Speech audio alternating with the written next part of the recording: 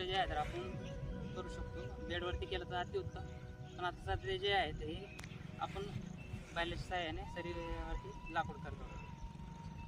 हे जे आहे हे तुम्ही बघू शकता, अतिशय वजन याचं हलका आहे. इथून बी टाकण्यासाठी जागा आहे. हे जे 2 ओळीतलं अंतर आहे आपण इथं कमी करू शकतो. आता सध्या कपाशीचं अंतर जे आहे तर हे 1.5 फुटावरती केलेलं आहे आपण, बरोबर.